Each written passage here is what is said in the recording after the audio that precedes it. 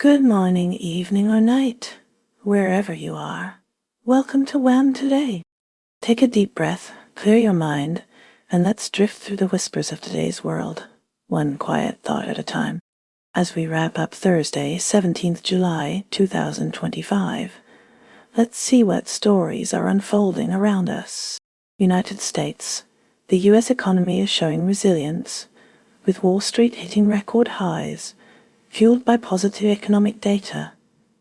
Strong corporate earnings from companies like PepsiCo and ANC, and a rebound in retail sales. Applications for unemployment benefits have fallen to a 3-month low, signaling a healthy labor market. However, the average long-term U.S. mortgage rate has risen to 6.75% for the second consecutive week, posing challenges to the housing market. The U.S. dollar has recovered following tensions between President Trump and Federal Reserve Chair Jerome Powell, where Trump pushed for lower interest rates. The U.S. Commerce Department plans to impose a preliminary anti-dumping duty of 93.5% on graphite imports from China, a crucial battery component, citing unfair subsidization. Analysts foresee that fentanyl-related material trafficking will be a key subject in future U.S.-China trade discussions. A new $250 ISA integrity fee will be required for travelers to the U.S., with implementation details to follow. The FCC intends to ban undersea cables using Chinese technology, targeting firms like Huawei and ZTE. The U.S. House passed cryptocurrency bills, causing a surge in XRP, which surpassed its 2018 record and reached a market capitalization exceeding $200 billion. Billion. Medical device software. Developer Heartflow has filed for a U.S. IPO. Turning to Australia, stocks have reached record highs, mirroring Wall Street's performance, boosted by robust U.S. economic data and better-than-expected corporate earnings across the Asia-Pacific region. The gains in Australian shares are led by miners and tech companies, amplified by signals of potential rate relief in the U.S. consumer sentiment, is also improving, contributing to the positive market climate. Australia has implemented a new mandatory merger control regime. In cryptocurrency news, a court victory has paved the way for the first Bitcoin mortgage in Australia. Westpac and Australia's RBA have launched a Chainlink-based tokenized asset settlement project. Bitcoin-backed home loans have been approved, and there is increasing interest in Australian copper stocks due to rising copper prices. Mixi Australia has officially launched its second takeover bid to acquire PointsBet. The Australian and New Zealand dollars experienced a bounce, but are still burdened by rate cut expectations. Data security and sovereignty trends are having implications for the Australian data center market. Shifting focus to China, the U.S. Commerce Department is preparing to impose a preliminary anti-dumping duty of 93.5% on graphite imports, a vital component in batteries, citing unfair subsidization. Maersk has downplayed concerns about potential fees for China-built or operated ships entering U.S. ports, questioning the U.S.'s ability to curb China's shipping dominance. Analysts anticipate that discussions on fentanyl-related material trafficking will be a key element in upcoming U.S.-China trade talks. The FCC is planning a ban on undersea cables that utilize Chinese technology, specifically targeting companies like Huawei and ZTE. Meanwhile, Hong Kong stocks are on track for weekly gains and have reached a 3-year high, mirroring the positive trends on Wall Street. The positive performance is being driven by strong U.S. consumer data and optimism around earnings reports. In South Korea, farmers are threatening to take action in response to a potential opening of the agro market to the United States. Finally, in the United Kingdom, London stocks closed higher, bolstered by positive jobless data from both the US and the UK. Wise shares are experiencing a decline ahead of a switch to a US primary listing. China's economy showed resilience with 5.3% growth in the first half of the year, but Premier Li Qiang is now pushing for stricter price controls, particularly in the electric vehicle sector, amid concerns of deflation fueled by aggressive price wars. A Meituan executive admitted to participating in an irrational price war against Alibaba and JD.com. D.com. Beijing's attempts to curb these price wars have improved market sentiment and boosted stocks. Furthermore, a Chinese snack maker is seeking government support after a significant price reduction. China's high-speed rail now reaches 600 km/h. China has also placed export restrictions on 8 crucial electric vehicle battery technologies, requiring licenses for overseas transfers. The Chinese stock market notably dipped in April due to heightened US-China tensions. Lithium prices and related shares have increased following China's move to ease glut worries. China is currently leading rate market growth in Asia. 34 mainland China biotechs have applied for Hong Kong IPOs in the first half of 2025. To stabilize the market, China injected the most short-term cash this week since January. Turning to the United States, the U.S. government is considering a 93.5% tariff on refined graphite from China, a crucial material for electric vehicle batteries used by companies like Tesla. Separately, former President Trump revoked $4 billion in federal funding previously allocated for California's high-speed rail project. Wells Fargo has also suspended travel to China after one of its employees faced an exit ban.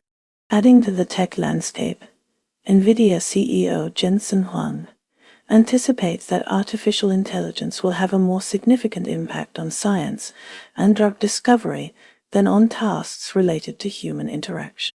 In Mexico, affordable Chevrolets manufactured in China, priced around $17,000, are increasingly popular among consumers. Finally, India's REIT market is experiencing substantial growth. India's stock market presents a mixed picture, with the Sensex and Nifty 50 benchmarks experiencing a 3-week downtrend, including a significant drop on July 18. However, equity benchmarks are expected to open higher, supported by positive US data and the Nifty's highest close of 2025, driven by RBI policy and trade optimism. The GIFT Nifty indicates a premium over the Nifty futures. Range-bound patterns are impacting the Indian rupee's correlation with stocks. Experts suggest buying auto and FMCG stocks and recommend specific shares like Torrent Pharma. Bond markets anticipate stability before the RBI's debt sale. Scrutiny of Jane Street is increasing in India, leading to a decrease in derivative activity since a trading ban, raising concerns about regulatory roles. India is addressing derivatives imbalances and seeking cash market rebalancing. Discounts are widening in India as high gold prices reduce activity. Surplus rice supply and weak demand are pushing rice rates to a 2-year low. BlackRock received approval to launch 4 passive funds, and office rates are showing strong growth. Tesla has opened its first Indian showroom with the Model Y. Elon Musk's venture is being closely observed. India is considering importing GM farm products for animal feed and aims to stabilize relations with China, while corporate India is being urged to improve diversity. Shifting focus to the United States, following discussions with Indonesia, Donald Trump commented on a potential India-US trade deal. Japan is currently grappling with moderating inflation, as June's core inflation cooled to 3.3% year-over-year, although still exceeding the Bank of Japan's target. The upcoming election introduces political uncertainty for the ruling Liberal Democratic Party, potentially leading to a minority government amidst economic concerns.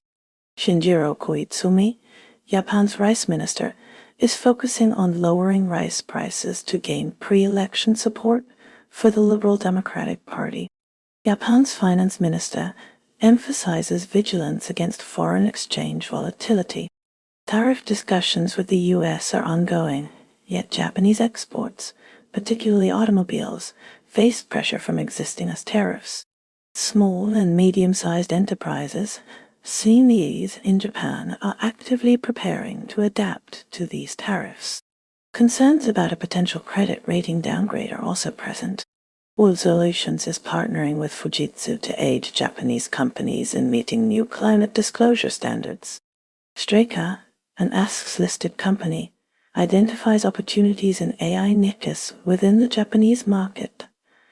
On the international front, Japan has urged China to release expats following spy convictions. Japan has also created a task force to deal with issues related to foreigners. In other news, Japan discovered a $26 billion treasure under the ocean, but innovation is required to access it. Shifting to international business, Canadian retailer Couche-Tard has withdrawn its $47 billion offer to acquire 7-Eleven, a company based in Japan. Russia's financial institutions are bracing for potential bailouts as the volume of non-performing loans rises, a direct consequence of the economic turbulence caused by the ongoing conflict in Ukraine.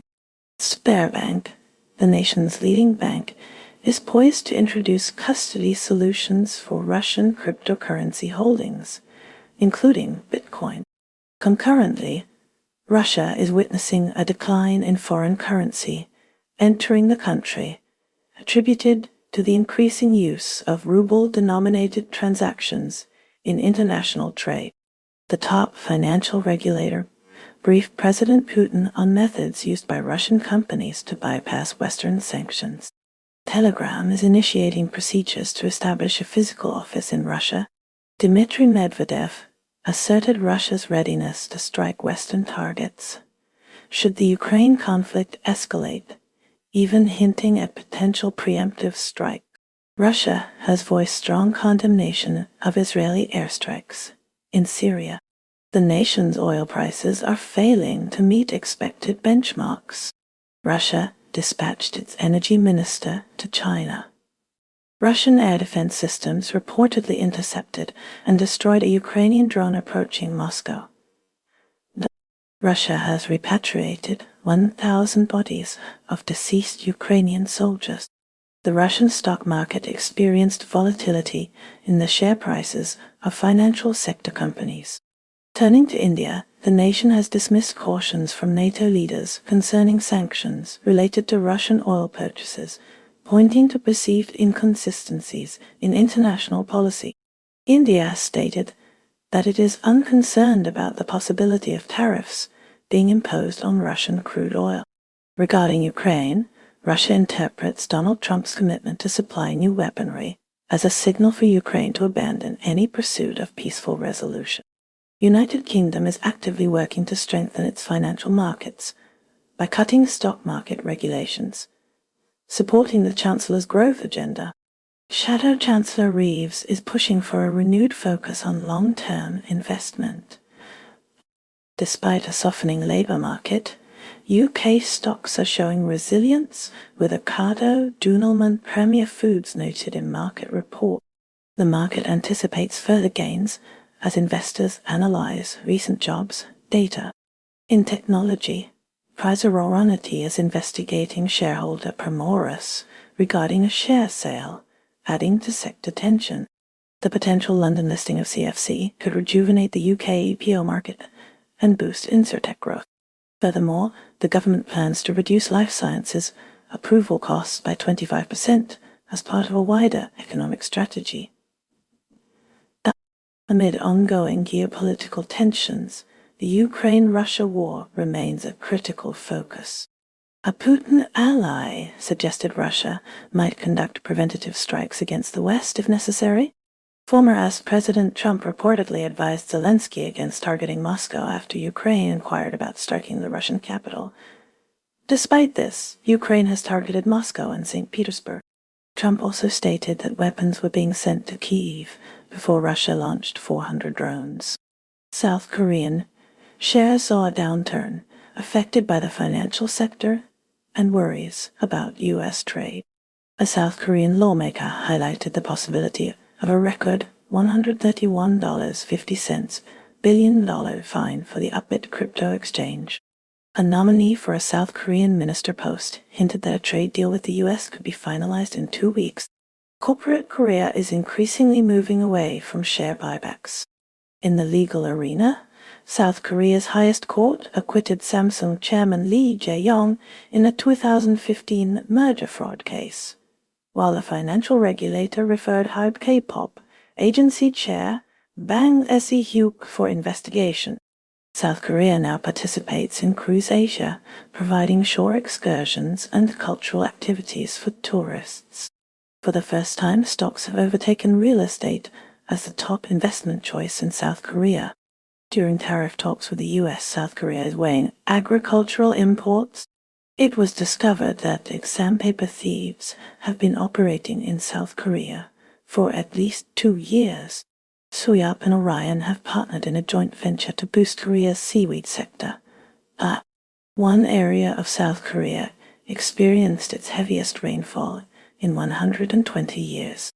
The Vietnam Tourism Association has established a promotional office in South Korea to attract more tourists. Asian stock markets presented a mixed picture, responding to Wall Street trends, trade anxieties, and monetary policy considerations. Initially, Asian shares generally mirrored Wall Street's positive movement, with most indices showing gains. However, market trajectories later diverged. In China, the benchmark index increased by 0.37%, prompted by remarks from then-President Trump, suggesting a possible relaxation of trade tensions. Japan's Nikkei index saw a rebound, particularly driven by the performance of TSMC, a major semiconductor manufacturer. Conversely, Hong Kong's Hang Seng index faced a decline, influenced by ongoing worries about tariffs. The Japanese yen experienced a weakening trend as the country approached a key vote. Market participants also closely observed developments surrounding the Federal Reserve's policy deliberations. Meanwhile, European stock markets generally traded positively during the period. Beyond market trends, India saw Ranjita Koreti from Chhattisgarh secure a gold medal at the Asian Cadet Judo Championship, marking a significant achievement in the sporting arena. The United States has continued to express interest in boosting car sales across various Asian markets, reflecting its broader trade and economic strategies in the region. South Africa saw its rand weaken as the G20 finance meeting took place within its borders, with tariff concerns taking center stage. The UAE was among the participants at the third G20 finance ministers and central bank governors meeting. Internal political issues are also present as South Africa's coalition government is under pressure due to a trade envoy's failure to visit the U.S. Simultaneously, the South African currency has shown resilience amid the ongoing trade discussions. Tariff obstacles are specifically impacting South Africa's alcohol brands. Domestically, several metros in South Africa are allocating R17 billion in fuel levy revenue while also dealing with legal disputes. In the real estate sector, certain suburbs are being highlighted as prime locations for buy-to-let investments. Further, in Johannesburg, Primext is collaborating with Theo Wassenaar Primary School to bolster educational resources. Europe's stock markets displayed mixed results, with some indices like the German DAX and France's CAC achieving gains exceeding 1.25% due to positive earnings reports, led by Abbey's rebound. After a 4-day decline, Milan, however, underperformed compared to the broader market. Investors are keenly observing U.S. inflation data. Meanwhile, European yields are rising, influenced by Trump's policies and supply dynamics.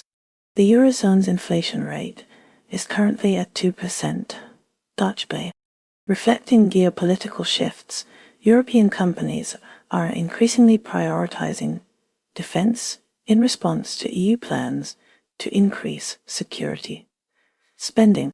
Adding to the tensions, Russia has stated that European satellites are legitimate targets for jamming amidst the ongoing conflict in Ukraine.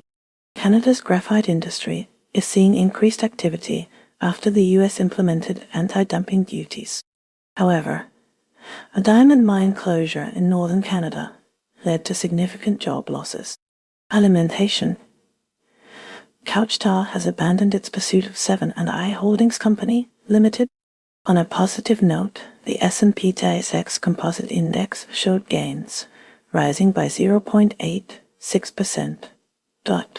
In the United States, President Trump's declaration that Coca-Cola would be produced with cane sugar, aligning with Mexican practices, was met with lukewarm reactions from individuals of Mexican descent. BlackRock, the New York investment giant, is pursuing regulatory clearance to purchase Minnesota Power. This utility provides electricity to around 150,000 homes and businesses, mainly in northern Minnesota. Netflix reported a 16% revenue increase for the second quarter, reaching $11.10 billion. This strong performance, defying the historically slow second quarter, stemmed from popular shows like the third season of Ginny and Georgia and the final season of Squid Game, two of the year's most watched titles. The company has also raised its forecast. Switzerland finds itself in a unique position. Its status as a premier destination for wealth management, drawing parallels with Hong Kong. Simultaneously, Switzerland is navigating complex questions concerning the rights of EU citizens seeking residence permits, prompting scrutiny of its immigration policies, and in the criteria governing residency eligibility. The evolving landscape of intellectual property law presents new challenges, particularly in the realm of cosplay. The legal ambiguity surrounding the intersection of cosplayers' activities and companies' intellectual property rights creates a complex and evolving area of legal debate. Brazil is closely watched by former U.S. President Donald Trump, who sent a letter to Jair Bolsonaro. The letter comes amid a surge in flight options to North America and Portugal. The tariff threats may be driving this increase in flights. Like Canada, Brazil seems to be responding to these threats with defiance. Kenyan investors have gained access to global markets through the Nairobi Securities Exchange, NSE, with the listing of the Satrix MSCI World Feeder ETF. The ETF enables Kenyans to invest in prominent international companies. Singapore is seeing significant economic activity with Las Vegas Sands beginning construction on its massive resort. Simultaneously, Linkrite is exploring a Singapore IPO to diversify its asset base.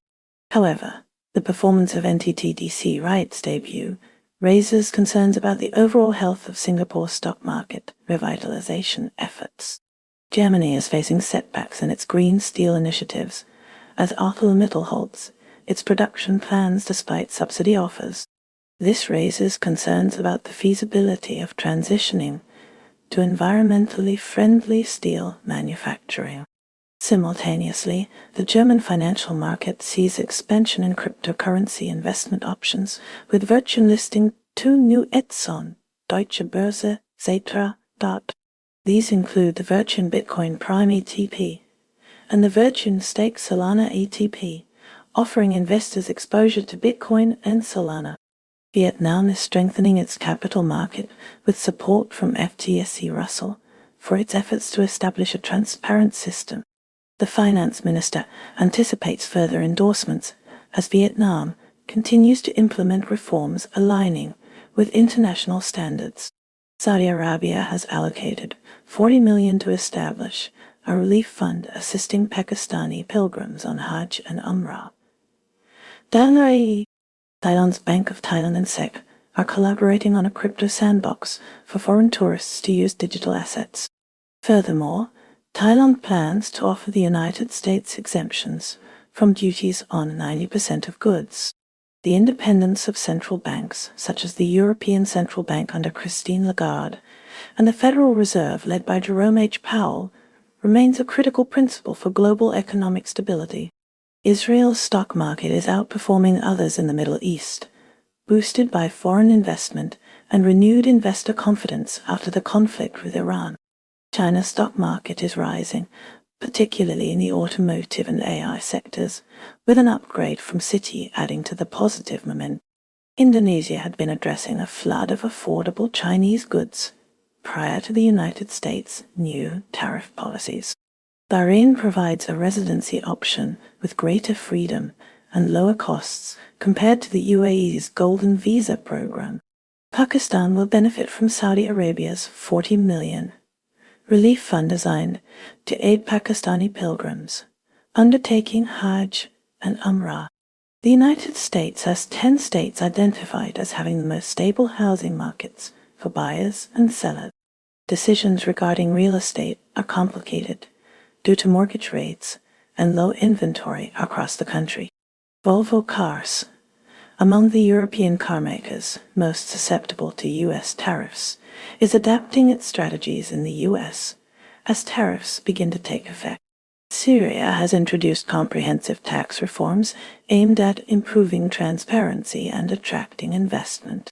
Spain is facing legal action from the European Union, initiated in Brussels, regarding its authority over bank mergers. Bangladesh's economic outlook was the central topic at a recent business meeting held in Switzerland. Oil prices are relatively stable, as outages in Iraq balance out concerns related to tariffs. France is seeing shifts in its labor market, with some individuals potentially needing to work more for lower pay. And that's a wrap for today's news, because even headlines need a nap. Stay curious, stay kind, and let the noise fade as you find your quiet. Take care, stay awesome, and I'll see you next time on WHAM Today.